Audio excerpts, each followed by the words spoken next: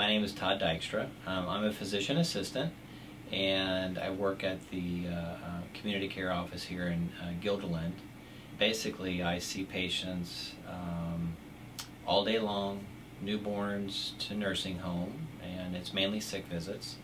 Occasionally we do see like a physical or maybe a chronic care follow-up for the doctors, but mainly my role here is for urgent care kinds of things.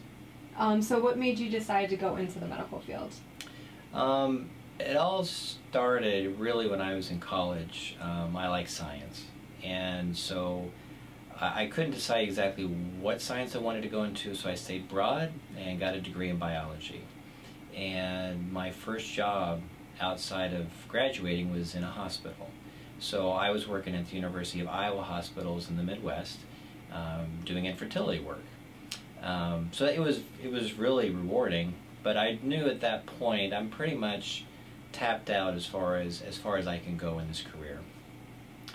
And my youngest brother, was in med school at the time, and he's a doctor now, obviously. And that's when I kind of started thinking about, okay, I love the hospital environment. I do laboratory stuff, but kind of what's the next step?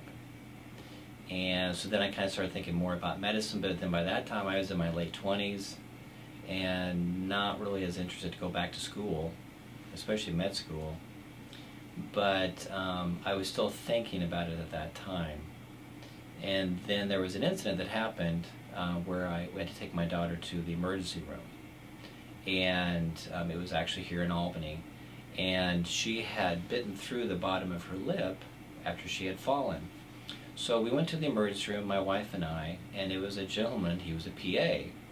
And I didn't think much of it, but he did an amazing job of keeping her calm. He had to inject lidocaine into her lip.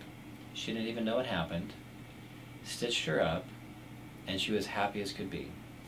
So it was at that moment I pulled him aside and said, "What is a PA?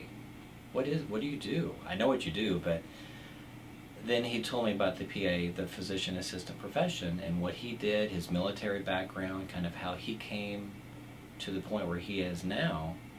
And that was the moment I thought, okay, this is what I'm going to do. I'm going to be a PA. So tell me a little bit about the schooling. Like, what do you have to do in order to become a PA? Yeah, so it's very intense, but it should be. I mean, it is medicine. You have to have a degree in something, and usually it's a science-related degree.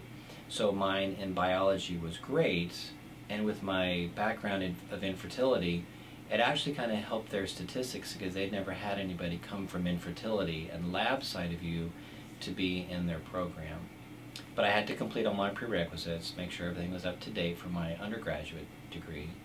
And then I applied in Albany. It was really the only option I had. Because of having a family, I really couldn't go anywhere else. So thankfully, I got in first try.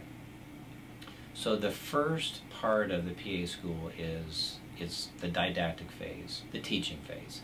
And so it's med school squished into 1 year. And so it's extremely intense, it's really hard, but it's really rewarding.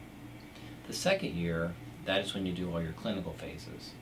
And so pediatrics, internal medicine, family practice, cardiology, endocrinology, that's when you do what you want to do.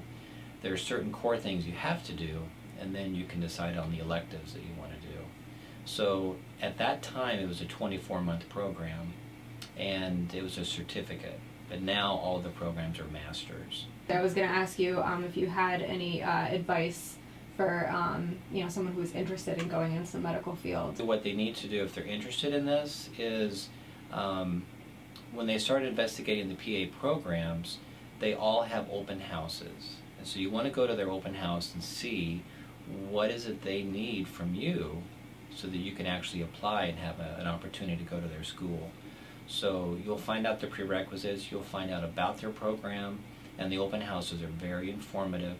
I went to Albany Meds, I went to Quinnipiac, and I went to Stony Brook.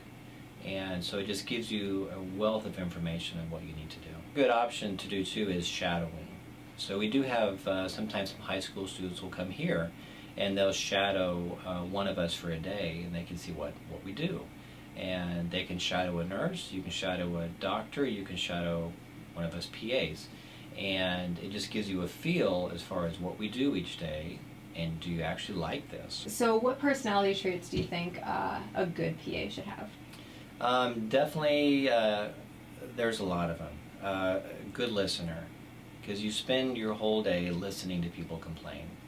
And I don't mean that in a bad way, but you're trying to fix everybody's problems. And here, it's health-related problems, so you need to listen to what they're saying to you. You need to have empathy, you need to be sympathetic, you need to make them feel like you're glad to see them. And you need to take the time to listen to their stories. You want to try to make a difference so that they feel better leaving than when they got here. Would you say it was easy for you to find a job in this career field? Yeah, it's really easy to get a job. And what's good about the PA profession is you can work any profession as far as any specialty, whether it's ENT, pulmonary, cardiology, gastroenterology. Me personally, I like family practice.